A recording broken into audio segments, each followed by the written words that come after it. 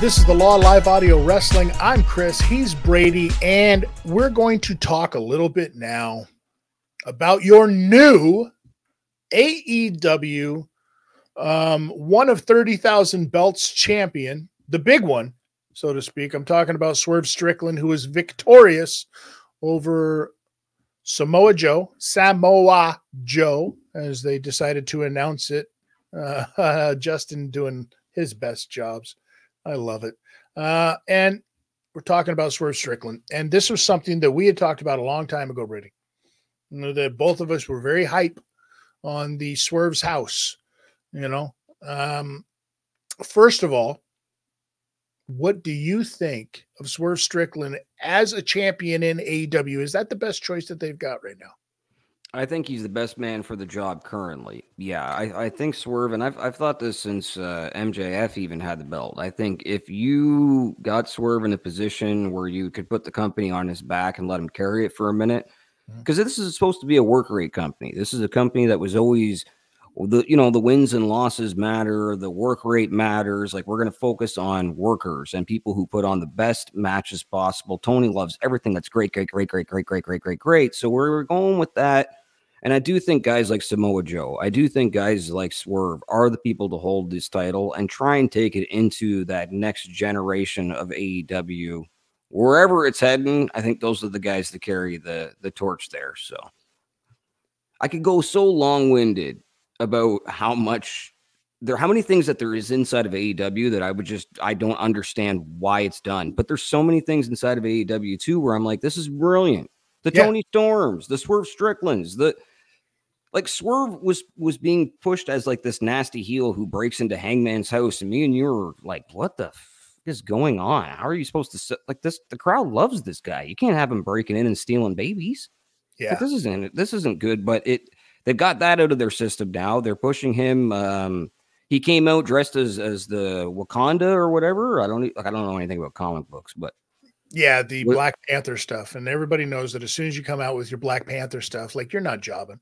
That's just there's no way, because it's Wakanda forever. It can't be Wakanda for 7 minutes. Yes, there you go, Wakanda forever.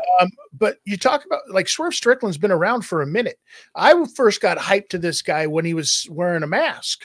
You know, and he was doing the kill shot thing in Lucha Underground. And we've talked about it here on the Law Live Audio Wrestling before about, Lucha Underground was a very underrated program, in my opinion. It should have been on more, in front of more eyeballs on bigger channels than the El Rey network, because nobody was watching that. It was basically the, Men TV of broadcasting. Like, look at this man's moveset is so titillating that as you're trying to talk, I can see your eyes moving down and looking at his sequence work. Like, he's everything he does is so smooth and so perfect. When it comes to work rate, this is your guy. Yeah. And I mean, some of that, you have to think that some of that is because of the time that he spent in NXT, in the WWE, learning how to put all of this stuff together in front of a camera properly, instead of just doing the moves.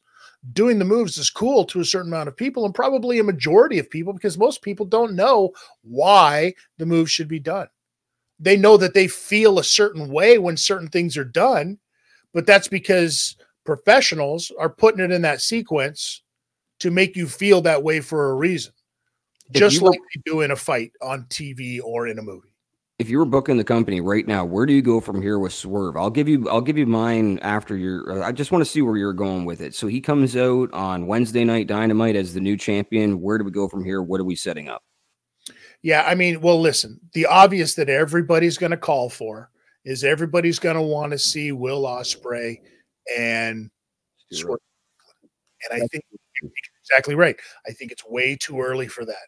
I think that you take the time here and you build Swerve up to a point where, like, he has to see a guy like, Will Ospreay. I think that you can put him in there with a guy like Okada right out the gate, which would be really good. And it'll probably be a really good way for Okada to get over maybe a little bit more as a heel. But one thing that you got to remember is anybody you put him in there with, you can't put him in there into a program with somebody right away, because why? So you've got to give him like 1 or 2 matches against some people that really kind of don't mean a heck of a lot. You know what I mean? You could put him in there. I mean, hell, you want to put him in there with that first match, or that it means something? You have him in there against big old Bradie. Oh yeah, Bradie, yeah, and they've done a bit of work before too in AEW. No, they've got good chemistry. Anybody that works with Brodie's got chemistry, right? Well, this is what I'm saying, and you could very well have House of Black go out there He's and amazing. like, oh, congratulations on your new win, champ. Blah blah blah. How about you fight one of us? And he's like, sure, I'll fight any one of you guys, no problem, right? And then you have him fight the biggest guy in the thing because it's just going to be a one-off. Boom, and he goes over. Or maybe you have somebody come out and save him as he's getting jumped, and that person that comes out happens to be Samoa Joe. And then Samoa Joe, because he's got a newfound respect because everything that they've been through together leading up, and then Strickland beat him fair and square. Like, there's a lot of things that you can do with him. This is what I would do. And you know me, I love a swerve, no pun intended. I would come out with Nana. I'd have Nana dancing around. They're doing the whole gimmick, and Swerve just kicks his head off. They start a new faction, a proper faction where Swerve Strickland can actually be the head of a faction the way that they originally wanted him to. They just go embrace that heel Swerve and just run with that and let him run through baby faces for a year.